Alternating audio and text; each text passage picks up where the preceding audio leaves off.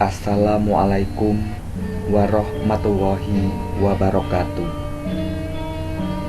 Salam pamuji rahayu.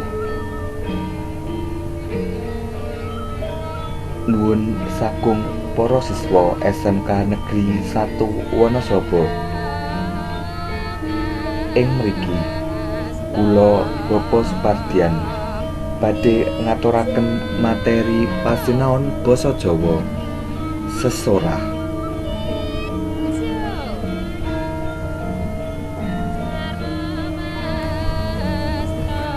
Tegese sesorah. Tegese sesorah miturut para winasis. Tegese sesorah miturut Suharjendra tahun 2008 kaca 5. Atmo Sanjaya tahun 2007 kaca 13 lan Gamal tahun 2006 kaca 1. Tegese sesorah yaiku nglairake ide utawa gagasan ana ing sakngarepe priyayi akeh. Tegese sesorah miturut Hadi Negoro tahun 2009 kaca 1 lan Sulanjari tahun 2010 kaca 16. Sesorah yaiku ungkapan kang awujud ukara-ukara kang tinuju marang priyayi akeh utawa wacana kang disiapake lan diwaosake dhateng halayak kanthi ancas supaya pamiyarsa bisa mundhut teges, mahami, trima sarta gelem nglakoni apa wae kang kawedharake dening priyayi kang sesorah.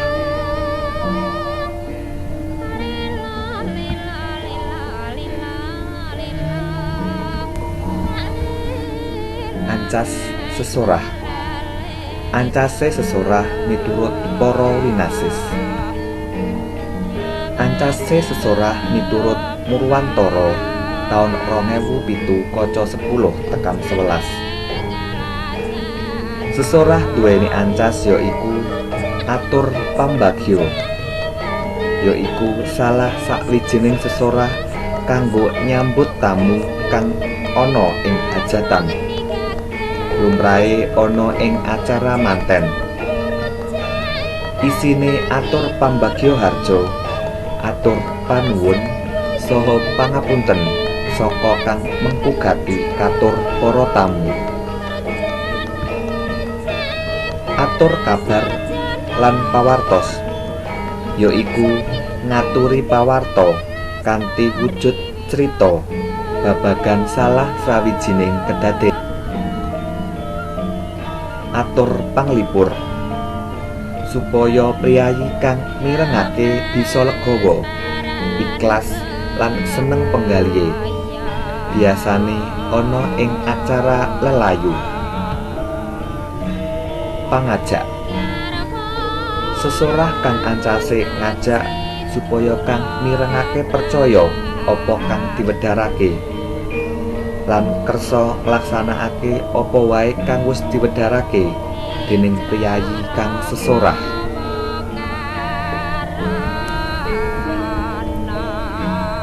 Ancase sesorah miturut Gamal tahun 2006 kaca 5. Ancase sesorah kanggo nyukani pawarta. Sesorah kang isine informasi babagan kedadean kang lagi dumadi. Nyukani instruksi utawa parentah. Sesorah kang isine instruksi supaya pamiyarsa nglakoni apa kang dijaluk utawa diperintahake pamedhar sabda. Nyakinake nyukani hiburan. Narik kawigaten. Bujuk kanggo ngerangake massa. Lumrahe sesorah kang duweni ancas nggerakake massa akeh katindakake wektu demonstrasi.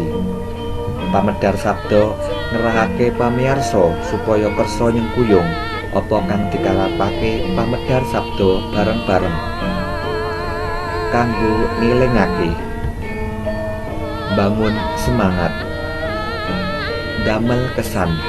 Lumrahe digunakake wektu kampanye kanthi ancas supaya pamiyarsa duwe kesan kang becik tumrap pamedhar sabda. Ancase sesorah miturut Surat Cok taun 2013 kaca 108 tekan 112. Paring utawa nyaosi andharan lan pangerten marang wong liya kang padha rawuh ngrungokake. Paring utawa nyaosi andharan kang nyenengake kang padha midhangetake. Jalaran basane ketok edi lan peni kanthi nggunakake unggah-ungguh basa Jawa. Kanggo milut panemu wong liya sakwise gelem midhangetake lan sabanjure gelem manut lan percaya karo wos pangerten kang kababar utawa kaaturake. Paring utawa nyaosi andharan utawa pangerten marang wong kanthi lelewet basa kang becik, nyenengake lan kepenak. Jinis sesorah. Jinis sesorah kaperang dadi 3. Miturut ancase sesorah, miturut kahanan lan miturut pendekatan isi sesorah. Jinise sesorah miturut ancase sesorah kaperang dadi 3. Sepisan, sesorah kanggo menehi hiburan. Sesorah iki ditindakake ing pahargyan ancase supaya acara bisa sumringah lan regeng. Pamicara mung ngandharake bab kang gawe seneng lan bungah. Basa kang digunakake yaiku basa kang santai lan raket. 2. Sesorah kanggo menehi kawruh. Sesorah iki isine ngendharake bab kang sacetha-cethane supaya pamireng ngerti. Pamicara bisa nganggo tuladha, bandingake, nerangake lan liya-liyane. Kang kabeh mau gunakake kanggo menehi pemahaman marang pamireng. 3. Sesorah kanggo ajak-ajak. Pamicara ngandharake alesan, bukti lan tuladha supaya pamireng bisa gelem melu nindakake apa kang dikarepake pamicara. Sesorah jinis iki lumrahe digunakake kanggo kampanye.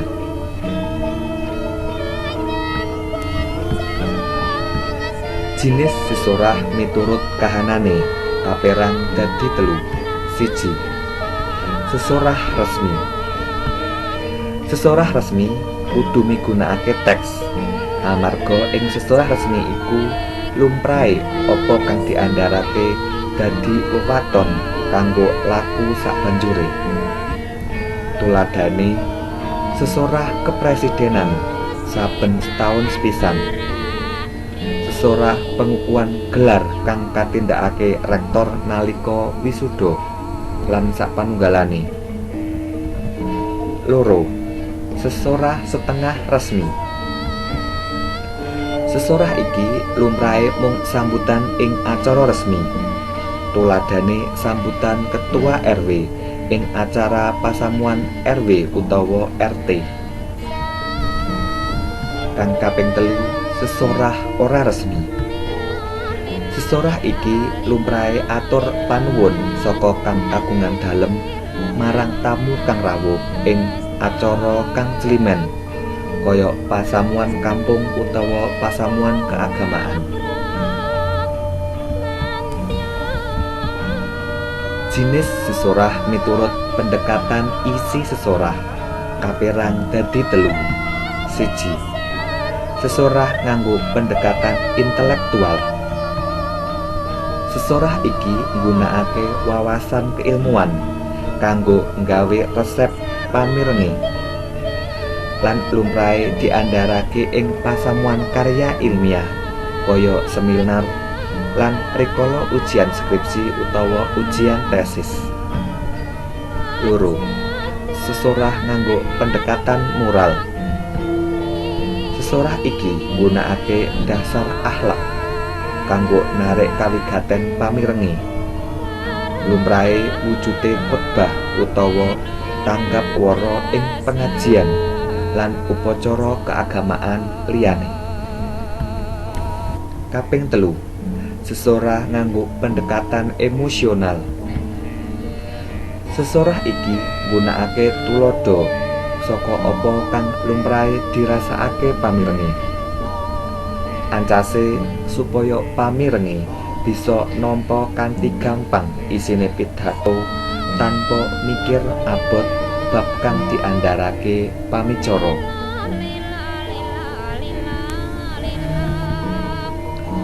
Perangan utawa cengkorongan sesorah.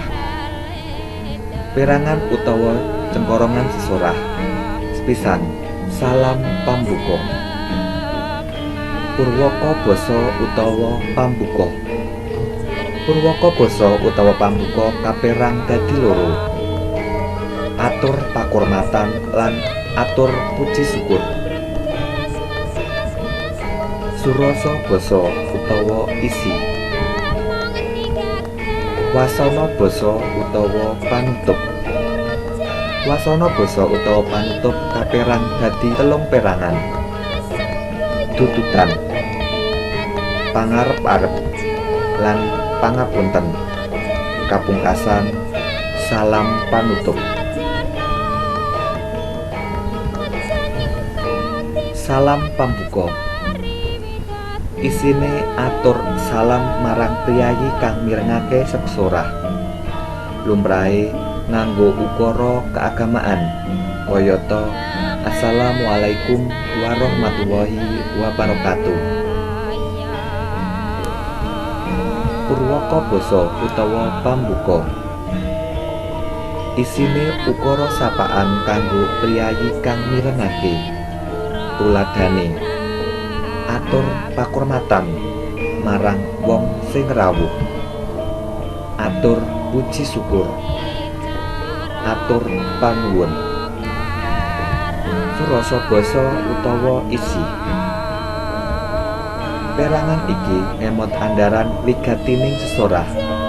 Apa kang dadi sedya sesorah, apa ngaturi panglipur, pawartos lan sapanunggalane.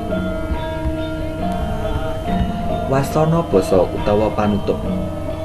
Ing bab iki diandharake wos wigatining sesorah lan tututane. Sabanjure ngaturake pangajak marang kabecikan, banjur dipungkasi ngaturake kaluputan anggone ngandharake. Salam panutup. Isine panutup salam marang priyayi kang mirengake sesorah. Lumrahe nganggo ukara keagamaan kayata wassalamualaikum warahmatullahi wabarakatuh. Metode sesorah. Hadudu tahun 2012 pada 10. Soho Sulanjari tahun 2010 kaca 17 tekan 19. Gadah panemu pilih wonten sekawan metode sesorah, yaiku impromptu utawa dadakan, ngapalake, naskah, lan metode ekstemporan utawa catetan cilik.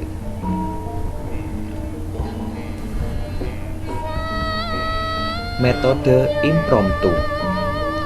Metode impromptu utawa metode dadakan yaiku cara sesorah kang ora nganggo persiapan utawa ora direng-reng anggone arep sesorah luwih dhisik. Kaluwihane bisa medharake apa wae kang ana ing angen-angen kanthi jujur. Gagasan kang diwedharake asifat spontan. ningkatake nalar utawa kaprigelan mikir amarga kudu cepet nemu tembung lan ngrunci ukara kang trep. Dene kekurangane metode impromptu kurang lancar, utamane kanggo priyayi kang durung duwe pengalaman. Gagasan kadang ora runtut, tembung akeh kang ora trep. Grogi. Metode ngapalake. Metode ngapalake yaiku sesorah kanthi cara ngapalake isine teks sesorah kang wis direng-reng sadurunge. Kaluwihane metode iki bisa nglatih kaprigelan ngapalake.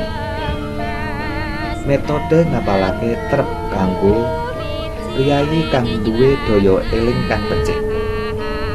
Topik sesorah kang dipilih asipat sederhana. Wektu sesorah kang ora suwe. Kekurangan metode ngapalake. Priyayi kang sesorah kadang kudu ngeling-eling saengga kurang lancar. Wolatan ora tumuju ana ing priyayi kang mirengake amarga ngiling-iling apa kang kudu diwedharake. Irama cendhek dhuwure swara kadang ora trep amarga fokus marang apa kang diaturake. Kanggone pamedhar sabda kang durung duwe pengalaman lan ora apal isine sesorah. Metode naskah. Metode naskah yaiku sesorah kanthi cara maos isi-isining naskah kang wis direng-reng sadurunge. Cara iki biasane digunakake para punggawaning negari mligine ana ing upacara-upacara resmi.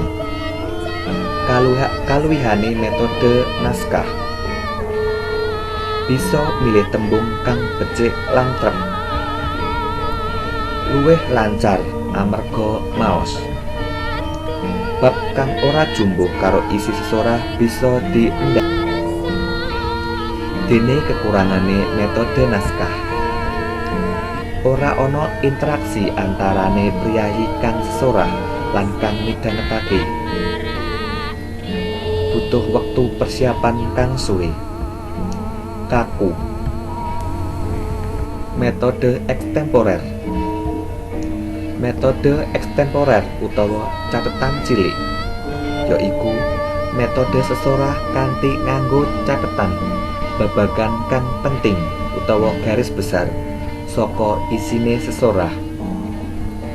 Nalika sesorah, pamedhar sabda mung maos cengkorongan lan ngembangake nganggo ukarane piyambak. Kaluwihane metode ekstemporer instruksi karo priyayi kang midhangetake luwih apik tinimbang metode apalan lan naskah. Pesen bisa diowahi jumbuh karo kebutuhan. Luwih spontan. Dene kekurangane metode ekstemporer. Pilihan tembung kurang becik. Ana kemungkinan nyimpang saka cengkorongan. Kurang lancar amarga kudu mikir golek tembung lan ngrunce ukara. Babagan nalika sesorah. Murwantara taun 2007 kaca 3-6 gadah panemu supaya nalika sesorah priyayi kang mirengake remen. Nalika sesorah ana babagan kang kudu digatekake yaiku swara, busana, supasita, basa lan sastra, sikap. Bab swara. Pamedhar sabda kudu bisa mapakake utawa migunakake swara kang trep jumbuh karo ancas saha swasana nalika sesorah. Pangolaing swara kudu wajar, cetha, teges lan ora digawe-gawe. Swara kudu sura supaya akeh pamirsa bisa mireng apa kang diwedhar. Ananging ora kena ana pesen getak utawa galak. Swara penting banget kanggo apik orane sesorah. Swara kang rindik ora bisa dirungokake utawa kang monoton ora jumbuh karo swasana ndadekake sesorah mboseni.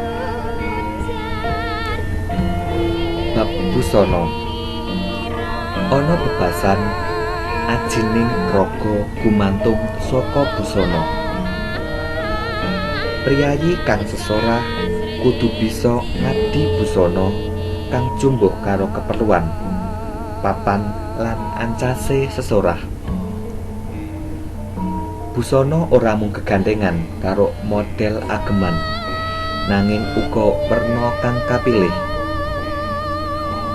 Ana swasana sedih luwih becik ngagem busana kang wernane peteng utawa kalem. Bab Subasita.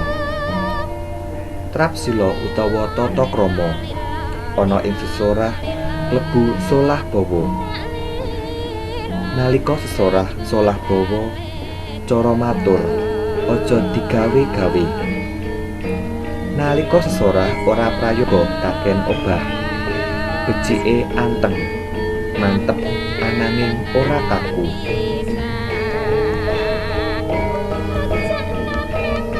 Bab basa lan sastra. Basa kang digunakake kudu dironce dadi ukara kang trep karo pamirsa kang ana. Pilihan tembung kang luwes, becik supaya kepenak dimirengake saha jumbuh karo swasana lan ancase sesorah. Ragam basane bisa nggunakake basa moko alus, krama utawa krama inggil. Kang dipilih kudu jumbuh karo swasana. Bab sikap. Jumenenge jejeg nanging ora kaku. Sikil ora mepet utawa begagah. Ora ndingkluk utawa ndangak. Ora kaken obah. Pandangan kudu mirsani kabeh pamirsa, ora mung kendel ana sak nggon-nggon wae. Bab kang kudu disingkiri nalika sesorah. Priyayi kang arep sesorah kudu nglenggono menawa mengko arep dadi pusat perhatian.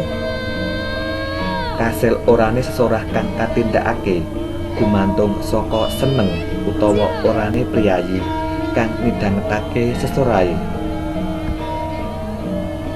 Ana bab-bab kang kudu disingkiri nalika sesorah. Antara liya kaya kang katulis ing ngisor. Ulatan besemut. Ulatan kang besemut ora becik amarga kesane ora hormat marang pamirsa. Ulatan kudu jumbuh karo swasana lan ancase sesorah. Gugup. Guyu sing digawe-gawe. Bola bali ngobahake sikil utawa tangan. Ngadeg kaku kaya wong baris karo mloka mlaku. Tangan metenteng. Tangan mlebu sak klambi utawa katok. Teknik sesorah. Supaya sesorah lancar lan becik, ana teknik kang kudu diterapake dening pamedhar sabda, yaiku nggunakake basa kang gampang dingerteni dening priyayi kang mirengake sesorah. Basa kang dienggo saben dina luwih gampang dingerteni tinimbang basa susastra. Nggunakake tuladha lan ilustrasi kang trep supaya para pamirsa luwih gampang memahami konsep kang diaturake. Konsep kang asifat abstrak kadang angel dipahami dening pamirsa. Mula kudu diwenehi tuladha lan ilustrasi supaya jelas. Materi sesorah dianggit kanthi urut saka babagan kang gampang tumuju babagan kang angel, kang nyata utawa konkret tumuju kang abstrak. Tembung kang duwe teges dobel utawa rancu disingkiri supaya pamirsa ora bingung. Tembung kang dipilih kanggo sesorah becike asifat denotatif. Gunakake variasi swara, intonasi, wirama, kendeling swara lan nada kang trep kanggo menehi penekanan bab-bab kang dianggep penting supaya pamirsa ora bosen. Gunakake solah bawa utawa gestur kang trep kanggo mbangun komunikasi kang luwih becik karo pamirsa.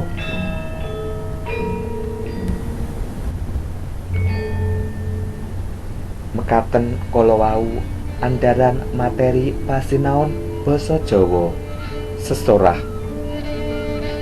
Mugi saged miguna tumrap sedaya lan kaaturaken matur nuwun. Wassalamualaikum warahmatullahi wabarakatuh.